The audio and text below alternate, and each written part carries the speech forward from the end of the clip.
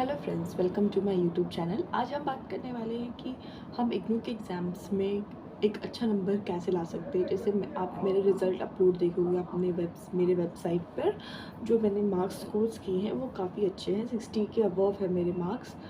और मैं यहाँ पे आपको सजेशन करना चाहूँगी कि आप कैसे पढ़ाई करें जिससे आपके मार्क्स काफ़ी अच्छे आए। तो मार्क्स अच्छे आने के लिए सबसे पहले आपको अपना असाइनमेंट टाइम पर सबमिट करिए। जब आप अपना असाइनमेंट टाइम पे सबमिट करते हैं, लेकिन अगर आप जुलाई में हो, जुलाई का सेक्शन है आपका, तो आपको अपने असाइनमेंट्स मार्च में सबमिट करने होते हैं, और जो लोग दिसंबर जनवरी सेक्शंस में लेते हैं वो सितंबर में सबमिट करने होते हैं। तो असाइनमेंट आप कोशिश करो कि आप टाइम पे सबमिट करो, आपके असाइनमेंट सबमिशंस में लेट बिल्कुल ना हो, वरना मार्क्स अपलोड नहीं होते, जल्दी वेबसाइट पे आते नहीं हैं। और 1-2 महीना वेट करो। अगर वेबसाइट पे मार्क्स असाइनमेंट्स के नहीं आ रहे हैं तो आप कंप्लेंट रजिस्टर करा सकते हो। उसके बाद आप एक टू एग्ज़ाम्स में अच्छे नंबर कैसे लाए, 50 प्लस 55 प्लस लाना बहुत ज़रूरी है, चाहे आप ग्रेजुएशन कर रहे हो या मास्टर्स कर रहे हो। दोनों में आपको 55 अबव आपके परसेंटेज होने ही चाहिए, तभी आपको कुछ अच्छा फील्ड में अच्छे चीज़ लाइक अच्छे अपॉर्चुनिटीज़ मिलती है। वरना मार्क्स की वजह से आप एक तो डीमोटिवेट हो जाते हो क्योंकि आपके मार्क्स अच्छे नहीं होते। मार्क्स अच्छे होंगे तो काफ़ी ज़्यादा आप अपने आप में कॉन्फिडेंट फील करेंगे। तो सबसे पहला बात है कि एग्ज़ाम्स अब नियर ही है, एग्ज़ाम्स आने ही वाले हैं। तो एग्ज़ाम्स आ रहे तभी आप ये मेरी वीडियोस देख रहे हो। और एग्ज़ाम्स में पास करने के लिए सबसे इजी तरीका है 10 ईयर क्वेश्चन पेपर सॉल्व करना। बहुत से यूट्यूब चैनल पे बहुत से लोग ऐसा बोलते हैं कि आप मेरा सॉल्व क्वेश्चन पेपर ख़रीद लो क्योंकि क्वेश्चन पेपर चेंज्ड है। कुछ क्वेश्चन पेपर चेंज नहीं होता। अगर पैटर्न चेंज होगा तो उन्हें पता है, तो आपको कैसे नहीं पता चल रहा है। कोई पैटर्न अगर चेंज होगा तो वेबसाइट पे इग्नू अपनी तरफ से अनाउंसमेंट करेगी ना, कि वो अपने स्टूडेंट्स को ऐसे ही छोड़ देगी जो पैटर्न चेंज। ऐसा कुछ भी नहीं होता है। आप पढ़ के जाओगे तो आपको हर कैसा भी पैटर्न है, स्ट्रेट पैटर्न है या क्वेश्चंस को तोड़ तोड़ कर आए, कुछ भी आप लिख लोगे। और सबसे इजी तरीका है, आप 10 ईयर क्वेश्चन पेपर सॉल्व करो। अगर आप 10 ईयर क्वेश्चन पेपर नहीं सॉल्व कर सकते तो इग्नू पे बहुत सारे चैनल है जहाँ पे इम्पॉर्टेंट क्वेश्चन पेपर अपलोड की जाती है। आप 2-3 चैनल उठाओ, वो जो क्वेश्चन बता रहे हैं वो क्वेश्चन को कॉपी में नोट करो।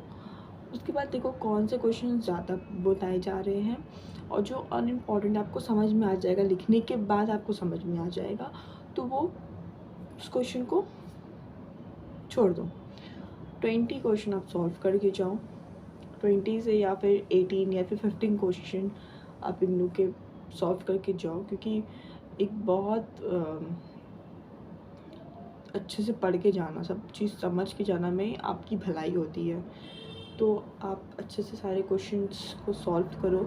यूट्यूब से वीडियो देखो, आप गूगल कर सकते हो, आप चैट जीपीटी कर सकते हो। आजकल चैट जीपीटी में भी अच्छे क्वेश्चंस के आंसर देते ही हैं, इतना तो दे ही देते हैं कि आप समझ ही जाओ। तो वो करके जा सकते हो आप। और अदरवाइज़ आप गूगल में भी आपको काफ़ी ऐसे वेबसाइट मिल जाते हैं जहाँ पे आंसर अवेलेबल होता है, और वो काफ़ी ज़्यादा अंडरस्टैंडिंग वाला होता है। चैट जीपीटी वाला उतना अंडरस्टैंडिंग नहीं होता है, पर फिर भी काम चलाने लायक ठीक है। और यूट्यूब पे वीडियो है जहाँ पे एक्सप्लेनेशन देता है, तब जब एक्सप्लेनेशन आपको समझा हुआ रहेगा कि ये आंसर का क्या, ये इस क्वेश्चन का जो आंसर है ये आखिर है क्या, तो आप अच्छे से लिख पाओगे। तो वो ज़्यादा आपको हेल्पफुल होगा। अदरवाइज़ आप 10 ईयर क्वेश्चन पेपर आप खुद भी सॉल्व कर सकते हैं। उसमें से आपको ये देखना पड़ेगा कि कौन कौन से क्वेश्चंस बार बार पूछे जा रहे हैं। जो बार बार पूछे जाते हैं, जिस चैप्टर से पूछे जाते हैं, वो चैप्टर आप मार्क कर लो, तो आप इजीली स्कोर कर सकते हो। और आंसर लिखते समय आपको बहुत ज़्यादा पेपर नहीं भरना है। 2 पेज लिखने हैं 500 मार्क्स के लिए। 2 पेज का मतलब है फ्रंट एंड बैक मिला के एक, और फिर फ्रंट एंड बैक मिला के हो गया आपका एक। तो 2 पेज आपको लिखने हैं। 2 से आप थोड़ा सा कम लिख सकते हो, ज़रूरी नहीं कि आपको पूरा पेज ही भरना है। आप अपना बस जो आंसर आप जानते हैं वही लिख कर आएँ।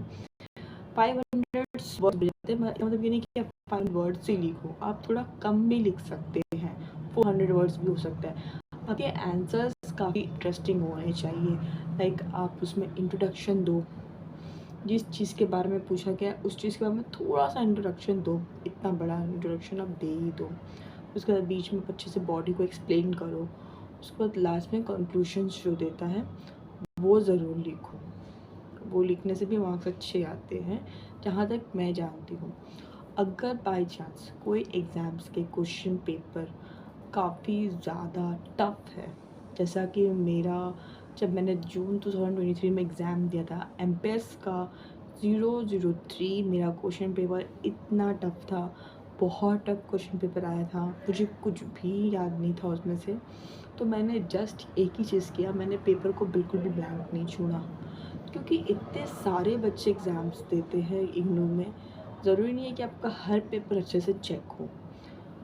तो मैंने एक भी आंसर नहीं छोड़ा, मैंने पूरा पेपर अटेम्प्ट किया। मुझे थोड़ा सा भी उस बुक में जो भी मैंने पढ़ा था, मैंने उसी से बना बना कर आंसर अपने अपलोड लिखे थे। वो लिखने के बाद भी मुझे पासिंग मार्क्स मिला और मैं काफ़ी ज़्यादा खुश थी। फेल होने से तो अच्छा है कि मैं पास हो जाऊँ।